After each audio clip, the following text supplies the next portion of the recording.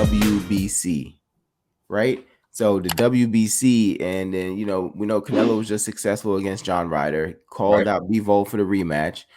We know Mauricio Suleiman came out and said, he's not going to support a Russian champion holding the WBC, even though Artur Beterbiev holds it. But we know that he represents Canada. You know what I'm saying? So if Artur Beterbiev and Dmitry Bivol fight, it's not going to be for undisputed because Mauricio Suleiman won't endorse Bivol being the WBC champion. Let's say if he were successful, and then we know Bivol wants to go down to 168 to challenge Canelo and take all his belts there. But if Mauricio Suleiman won't support him getting the WBC, then there's no need for him to go to 168, right? Which kind of leaves him at 175, but he can't unify for all the belts with Beterbiev, and it kind of just leaves him there for Canelo to come up and fight him at 175 again, as Canelo wants to do. So what's your thoughts on that entire situation there? I would just say I think it's idiotic to me, to be honest. I think Mauricio Suleiman is starting to incorporate how he feels into the sport of boxing and business, and I think that's just a terrible mistake, right?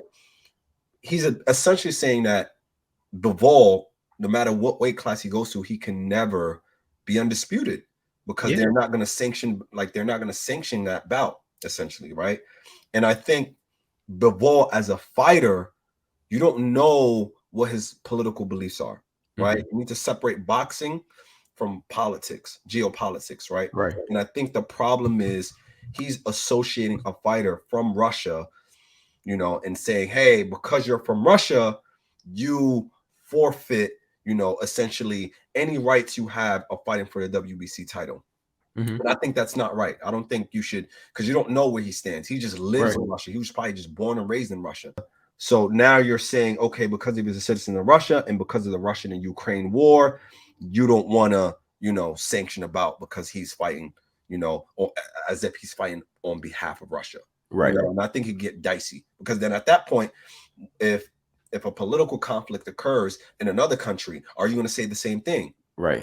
Or are you just doing it because you're just essentially, this is like this is such a popular topic. Right. You know what? I stand behind Ukraine. This is not right. And, because then you got to keep the same energy in all, political affairs. So, Right. And I mean, and that can get so deep with the political affairs, but I almost think it's really just to hold Bivol there so Canelo could come and get the rematch, because you're kind of tying Bivol's hands. You know what I'm saying? right. And then, but the crazy thing is, I know Canelo wants to avenge himself, and I guess whatever. Hats off to him, salute him. I just don't think he's gonna beat Bivol. I just think Bivol's style is really tailor made for him. I just don't think he's gonna beat Bivol. So it would be interesting if they do get the rematch.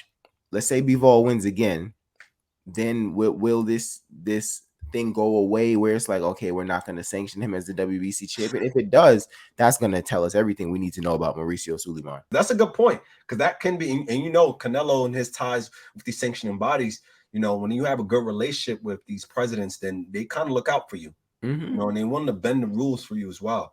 So I just think it's just ridiculous, to be honest. Now, if Bivol probably has the option of getting his citizenship. I don't know where else he has his citizenship from, but maybe he says, you know what, I'm gonna go get my citizenships in the U.S. Does that change anything, right? Yeah. And if it doesn't change anything, then that says even more about Mauricio Suleiman. Like if Bivol moves to Harlem, Bivol move right to Harlem, right to the NY. Bivol come to Harlem and just say, listen, get him a Yankee fitted and say, listen, I'm from New York now. Let me get my chance at this WBC. But with that being said, though, like all jokes aside, it may work out for the better, even though I'm not desiring this rematch, because I kind of don't want Bivol to go down to 168 either. I really just don't think he needs to, you know what I mean? Yeah. But I respect his standpoint. Like you have nothing for me here at 175. So only thing you have for me is if I come to 168. You know what I mean? So I guess I respect that. But I think we can just do away with this rematch. We need Bivol Beterbiev, Canelo Benavidez.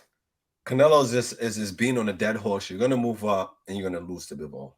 Bivol is likely to move down and likely still able to beat you as well, especially given your last performance, how you looked. He's gonna destroy you. So let's just, Canelo just leave it alone. But I guess who am I to tell Canelo leave it alone? If that's what he wants to do, by all means, just know if you do lose, there's no excuses. Yeah. And then man, 175. I just like thought about. I was thinking about the Bivol thing, and I was just thinking about what if Canelo somehow fights Artur Beterbiev, and I'm just like, just leave 175 alone. Just let them handle 175. Do your thing at 168 where you're undisputed. Take care of business there, but like I just think leave 175 alone. I really want to hear what people think in the comments. Do you think Canelo can win the rematch against Bivol? What weight class do you think they should fight at, or who do you think they should fight if not one another? Right. Definitely. So like, comment, subscribe. We got more videos coming. We're definitely working on some stuff. 2 cents short of $1. And I guess we're out, Mo, unless you got anything else to say. Nothing else. Keep supporting us. We appreciate y'all. Run up the views, of course. But more importantly, definitely, we appreciate you guys commenting, providing some thought-provoking questions, as well as, any other concerns that you guys have, whether you disagree or agree. So we appreciate you, each and every one of you. So yeah, fact, it's all engagement. Not saying we're always right. You know what I'm saying? So just keep commenting. We love to engage with you guys in the comments.